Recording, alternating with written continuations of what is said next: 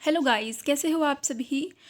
क्या आप लोग आजकल वीडियोस नहीं देख रहे हो क्योंकि व्यूज़ बहुत कम आ रहे हैं? क्या आपने अपनी स्टडी को करना छोड़ दिया है? आप रेगुलर अपना शेड्यूल फॉलो नहीं कर रहे हो?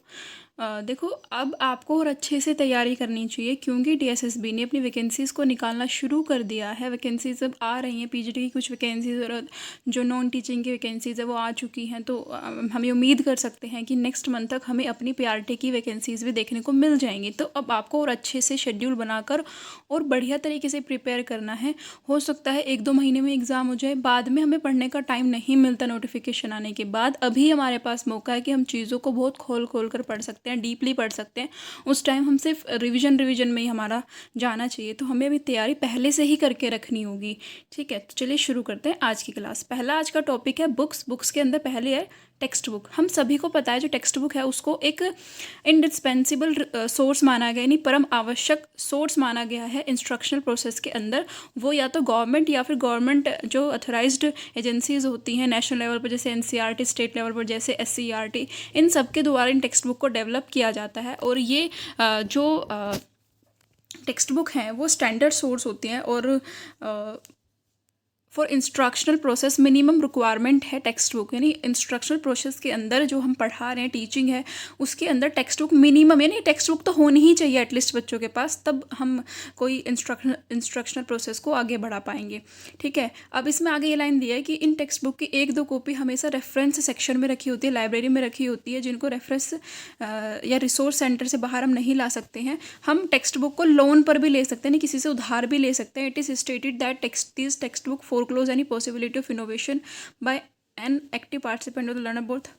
ये जो टेक्स्ट बुक है ये दोनों के द्वारा ही यूज़ की जाते हैं, टीचर के द्वारा भी और स्टूडेंट के द्वारा भी। और जो सोशल साइंस है, सोशल साइंस के अंदर मतलब ऐसा हम मानते हैं, हमारा जो सिस्टम है कि जो टेक्स्ट बुक है ना वो ओनली सोर्स है। ठीक है, मतलब सिर्फ टेक्स्ट बुक ही हमारे पास ये सोर्स है, बल्कि ऐसा नहीं है।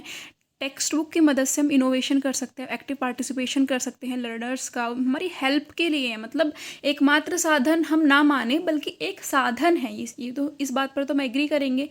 हम उसको एक साधन के तौर पर लिए, नहीं कि सब कुछ बस किताब है, किताब से हमने पढ़ा देना। नहीं, हम अच्छे मेथड्स का यूज़ करें, एक्टिविटीज़ का यूज़ करें और साथ के साथ हम उस टेक्स्ट बुक का भी यूज़ कर सकते हैं। नेक्स्ट है हमारी रेफरेंस बुक और मैनुअल्स। अब जो हमारे टेक्स्ट बुक बच्चों के, हर बच्चे के बैग में टेक्स्ट बुक होती है, उनके अलावा 2 या 3 कॉपीज़ हर वॉल्यूम की हमारी स्कूल लाइब्रेरी में रखी होती हैं। ठीक है, ये जो सप्लीमेंट्री बुक्स हैं ये स्पेसिफिक कोई भी डिक्शनरी हो सकती है, एटलस हो सकता है, इंसाइक्लोपीडिया हो सकता है, कोई भी मतलब ऐसी किताबें, ऐसी जर्नल्स, मैन्यूस्क्रिप्ट, ठीक है, जो सप्लीमेंट है। अगर मुझे मैं कोई टॉपिक पढ़ा रही हूँ क्लास में, मुझे उस टॉपिक की और ज़्यादा नॉलेज चाहिए, डीपली नॉलेज चाहिए, तो मैं उससे रिलेटेड जर्नल्स, न्यूज़पेपर, उससे रिलेटेड जो डिक्शनरी है, एटलस है, या फिर है ना रिव्यू बुक्स है, इन सब को भी मैं क्लास में यूज़ कर सकती हूँ। और ये जो बुक्स हैं ना ये क्रिएटिविटी को बढ़ाती है, एस्थेटिक्सनेस को बढ़ाती हैं, क्रिटिकल पर्सपेक्टिव को बढ़ाती हैं। ठीक है, और क्या क्या सप्लीमेंट्री बुक का हम यूज़ कर सकते हैं सोशल साइंस के अंदर? तो हम स्कूल एटलस का यूज़ कर सकते हैं, एडमिनिस्ट्रेटिव एटलस ऑफ इंडिया का हम यूज़ कर सकते हैं। ठीक है, नेक्स्ट हमारा आता है periodicals, technical and professional magazine and journals. अब मैगजीन और जर्नल्स का भी यूज़ हम करते हैं। जो ये रिसोर्सेज हैं, ठीक है, इनसे हमें क्या मिलते हैं? इनसे हमें ना सूचनाएं, मतलब अत्याधुनिक सूचनाएं मिलती हैं जो आजकल चल रही हैं। ठीक है, state of the art information, मतलब करंट में जो इन चीज़ें चल रही हैं उसकी स्टेट की वो सारी इन्फॉर्मेशन हमें इन मैगजीन इन जर्नल्स के थ्रू मिल जाती है। ये थोड़ी एक्सपेंसिव होती हैं, बट ये दोनों के ही यूज़ में आते हैं, टीचर और लर्नर्स। और इनको हम normally these are not issued on, हम इनको लोन में नहीं ले सकते, मतलब इसको उधार नहीं दिया जाता। ये जो पीरियोडिकल्स है, टेक्निकल्स, इनको हमें ख़रीदना ही पड़ेगा, परचेज़ ही करना पड़ेगा। नेक्स्ट है हमारा कलेक्शंस में अब जो टीचर है वो अपने जो उसका मटेरियल उसके पास है, उसके अलावा वो अपने पास कुछ चीज़ें, कुछ करंट मटेरियल्स को कलेक्ट कर सकता है। इनके अंदर pamphlets, articles, newspaper, charts, maps, इस तरह की चीज़ें आएंगी। जैसे कलेक्शंस के अंदर हम न्यूज़पेपर कटिंग को दिखा सकते हैं, कटआउट, किसी भी आर्टिकल, किसी मैगजीन के कटआउट को दिखा सकते हैं, कोई डायग्राम, कोई ग्राफ, कोई भी ग्राफिक मटेरियल हो सकता है। इसको स्टाफ और लर्नर्स, मतलब स्टाफ के जो मेंबर्स है, टीचर्स और लर्नर्स दोनों ही यूज़ कर सकते हैं। और जो ये कलेक्शंस होते हैं ये थोड़े ईजी होते हैं, मतलब इनको लेना, इनको कटिंग करना, हमने न्यूज़पेपर से काट लिया होगा कलेक्शन, इनको ये सब करना तो बड़ा ईजी है, लेकिन इनको स्टोर करना और इसकी इंडेक्सिंग करना भी थोड़ी प्रॉब्लमेटिक बात है। कहाँ पर हम इसको रखें, कहाँ पर इसकी इंडेक्सिंग करें कि ये चीज़ हमारी यहाँ पे है, ठीक है। ये थोड़ा सा काम है चैलेंजिंग, बाकी कलेक्शंस जो हैं वो अच्छे सोर्स हैं। नेक्स्ट है हमारा इंस्ट्रक्शनल मटेरियल्स। इंस्ट्रक्शनल मटेरियल के अंदर सेल्फ इंस्ट्रक्शनल मटेरियल आएंगे, क्योंकि जो लर्नर है इंडिपेंडेंटली लर्नर इनको यूज़ कर सकता है, ठीक है। वो उसका है, वो उसके मटेरियल है, इसमें कुछ टेक्स्ट आ सकते हैं, ये मार्केट में भी आसानी से अवेलेबल होते हैं। सेमी प्रोग्राम लर्निंग मॉड्यूल्स आ सकते हैं, कैप्सूल्स आ सकते हैं, यानी जो वो अपने लिए खरीद रहा है बच्चा, अपने लिए जो यूज़ कर रहा है। सेल्फ इंस्ट्रक्शन मटेरियल जो है। अब है न्यूज़पेपर क्लिप। अब newspaper clip why and how. अब हम सभी को पता है टेक्स्ट बुक तो अच्छा सोर्स है, लेकिन टेक्स्ट बुक बहुत लंबे लंबे टाइम के बाद वो मतलब उनका नया वर्जन आता है ना। वो जल्दी जल्दी हम उसको जो आज की डे टू डे लाइफ है वो चीज़ें उसमें नहीं मिलती, क्योंकि प्रिंट आउट बहुत 2-4 साल पुरानी होती हैं वो।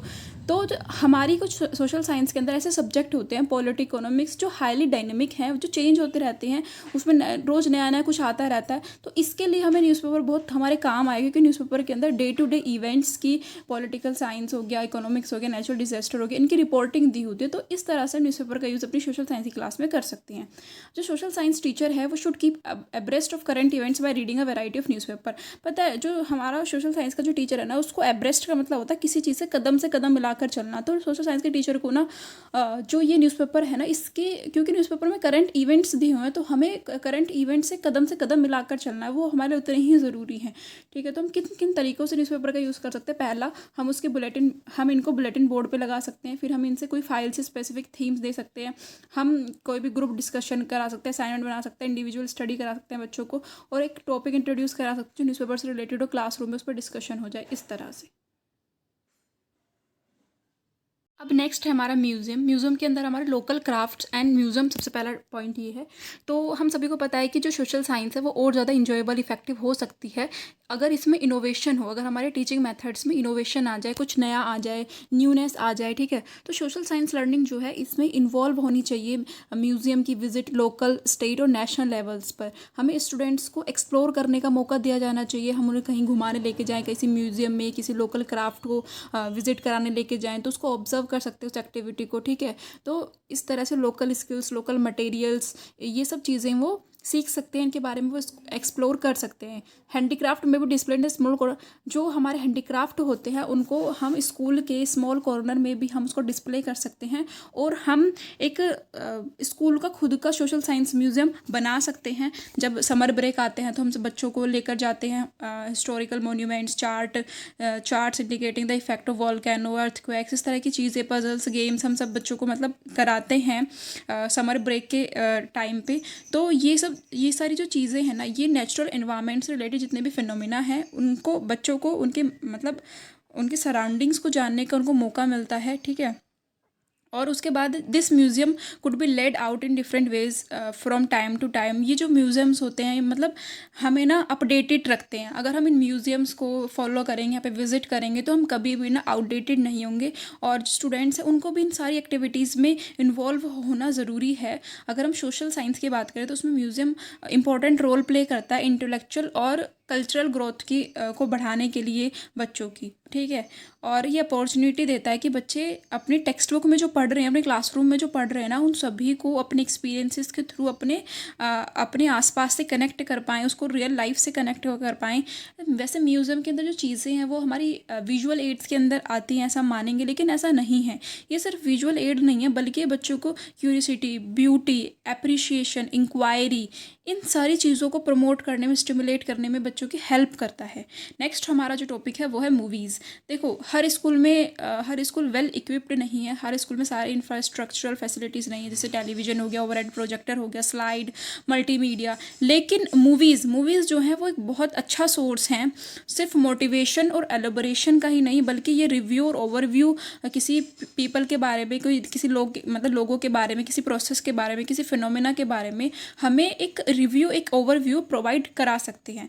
जो मूवीज़ होती हैं ये ऑब्टेन हम कर सकते हैं, प्राप्त कर सकते हैं central institute of education technology, state institute of education technology, कोई भी एम्बेसी हो सकती है, मिनिस्ट्री ऑफ टूरिज्म कल्चर, इन सभी की जो वेबसाइट्स हैं, ठीक है, कुछ एनजीओज़ हैं जो इसी फील्ड में काम करते हैं कि ऐसी मूवीज़ बनाते हैं जिनका कोई इंस्ट्रक्शनल इनपुट हो, तो हम इन मूवीज़ को यहाँ से प्राप्त कर सकते हैं। इन मूवीज़ के थ्रू हम जोग्राफिकल फीचर्स को बच्चों को दिखा सकते हैं, जैसे माउंटेन हो गया, प्लेन हो गया, डेजर्ट हो गया, रिवर हो गया, ओशन हो गया, सीज, इस तरह की चीज़ें। अब यहाँ पे कुछ मूवीज़ के नाम दिए गए हैं और उनके, हाँ जी, जिन्होंने वो बनाई है उनके डायरेक्टर, उनके नाम दिए गए हैं। तो हमें ये ध्यान रखना पड़ेगा। अब इस बुक में दे रखा है Ambedkar Jabbar Patel, Gandhi Richard Attenborough, Netaji Subhash Chandra Bose Shyam Benegal, Sardar Patel Ketan Mehta, legend of Bhagat Singh Rajkumar Santoshi. तो ये सारी जो है गुड गुड सोर्स है नॉलेज का, एंटरटेनमेंट भी इनमें दिया है।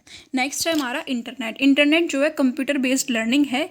ई लर्निंग जो है ये डिलीवर होते कंप्यूटर के द्वारा सीडी रोम, इंटरनेट या फिर इंट्रानेट प्रोसेस से, और इनके अंदर ना animation, visualisation, simulation, games, text, audio, video, loads of creative, इन सब के थ्रू एक वेब बेस्ड ट्रेनिंग दी जाती है, ठीक है। और इसका बिगेस्ट चैलेंज क्या है, हम हर स्कूल में ये कंप्यूटर बेस्ड लर्निंग नहीं करा सकते, क्योंकि इसका बिगेस्ट चैलेंज है इसका इंफ्रास्ट्रक्चर, फिजिकल, फाइनेंशियल और एक्सपर्ट ह्यूमन रिसोर्सेज की ज़रूरत है। हर कोई इंटरनेट के थ्रू बच्चों को नहीं पढ़ा सकता, तो एक्सपर्ट ह्यूमन रिसोर्स होना चाहिए, फाइनेंशियल और फिजिकल जो इंफ्रास्ट्रक्चर है वो स्कूल में मौजूद होना चाहिए। हालांकि जो हमारी आजकल की गवर्नमेंट है वो इस चीज़ के लिए बहुत कठिन प्रयास कर रही है कि सारे स्कूल्स में ये सारी सुविधाएं मौजूद हों।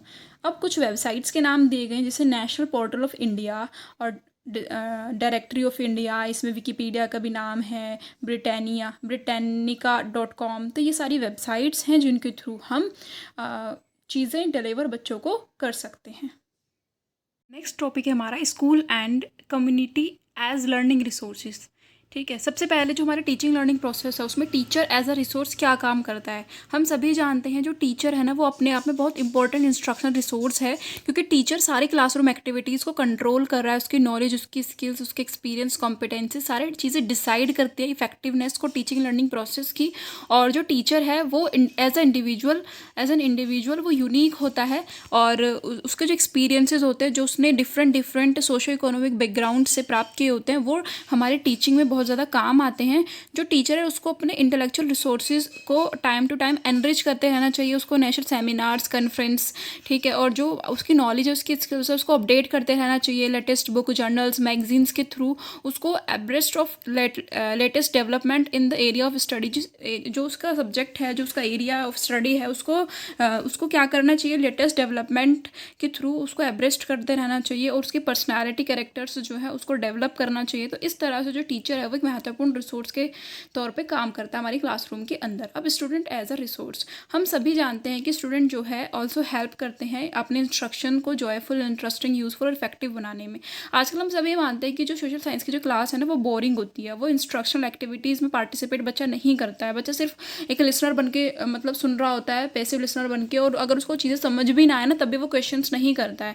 अगर मैं इस ट्रेंड को रिवर्स कर दूं और बच्चे एक्टिवली पार्टिसिपेट करें हमारे इंस्ट्रक्शन प्रोसेस के अंदर, वो सारी चीज़ों को इफ़ेक्टिव तरीके से वो सुने, वो उसमें इन्वॉल्व हों, ठीक है। तो यहाँ पर जो उनके डिफरेंट एक्सपीरियंस हैं, उन सारे बच्चों के पास वो अलग अलग बैकग्राउंड से आ रहे हैं, तो उनके पास डिफरेंट तरह के एक्सपीरियंसेस हैं। तो हम इनका जब यूज़ करेंगे, इनको जब हम एक्सप्लोर करेंगे, इंटीग्रेट करेंगे, तो जो बच्चे हैं वो भी क्या हो जाएंगे, वो चीज़ों में इंटरेस्ट लेना शुरू कर देंगे, उसमें पार्टिसिपेट करना शुरू कर देंगे, और जो हमारा इंस्ट्रक्शनल प्रोसेस है वो कैसा बन जाएगा, अलाइव बन जाएगा। और इस तरह से जो बच्चे हैं वो भी इंपॉर्टेंट रोल प्ले करते हैं इंस्ट्रक्शन के अंदर, वो भी एक महत्वपूर्ण रिसोर्सेज है। अब कम्युनिटी एज अ रिसोर्स, हम सभी अच्छे से जानते हैं कि कम्युनिटी बहुत अच्छा रिसोर्स है, क्योंकि कम्युनिटी के अंदर क्या है, कम्युनिटी के अंदर ऐसे background, cultural background, religious group हैं, ऐसी इकोनॉमिक एक्टिविटीज़ हो रही हैं, ऐसी पर्सनैलिटीज़ हैं, ठीक है, और उसकी अपनी एक हिस्ट्री है, रिक्रिएशन है, अपनी पूजा